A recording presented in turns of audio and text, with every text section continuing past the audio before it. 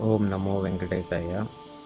ఇది చాలా requested video అండి. చాలామంది అడిగారు నన్ను టీటీడీ అప్లికేషన్‌లో టికెట్లు ఎలా చేసుకోవాలని.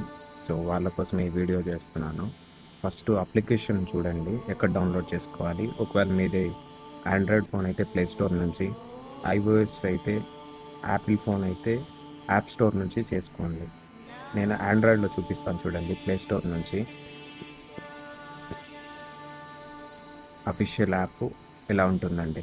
సో, నా దగ్గర ఆల్రెడీ ఉంది కాబట్టి ఓపెన్ అని చూపిస్తుంది. సో, ఓపెన్ చేసుకున్న తర్వాత చూస్తారు కదా ఇలా వస్తుంది. సో, ఇంటర్ఫేస్ ఇలా ఉంటుంది.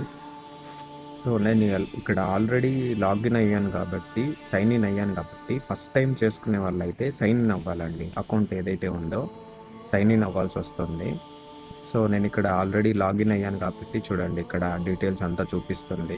Date of birth, phone number, email అన్నీ ఇచ్చారంటే లాగిన్ అవుతుంది. సో, లాగిన్ అయిన తర్వాత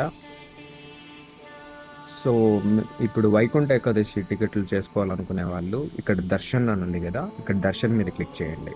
దర్శన్ మీద క్లిక్ చేసిన తర్వాత స్పెషల్ ఎంట్రీ ఫస్ట్ ఏదైతే ఉందో స్పెషల్ ఎంట్రీ మీద క్లిక్ చేయండి. స్పెషల్ ఎంట్రీ మీద క్లిక్ చేసిన తర్వాత చూసారా, నేను మీకు ఆల్రెడీ చెప్పాను జనవరి వరకు కోటా టికెట్స్ అయిపోయాయని మీకు చెప్పాను కదా.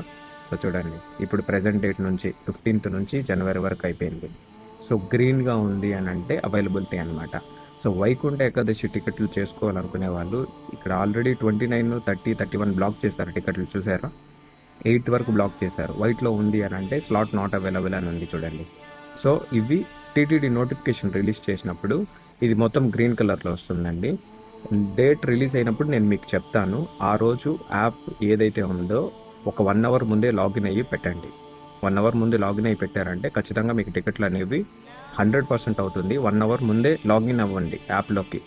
సో గ్రీన్గా స్లాట్ ఏదైతే ఉందో ఏటీఎం కార్డులు ఇవన్నీ కూడా రెడీగా పెట్టుకోండి. ఆ టైంకి వెతుక్కోకుండా రెడీగా పెట్టుకోండి. ఖచ్చితంగా ప్రతి ఒక్కరికి అవుతుందండి.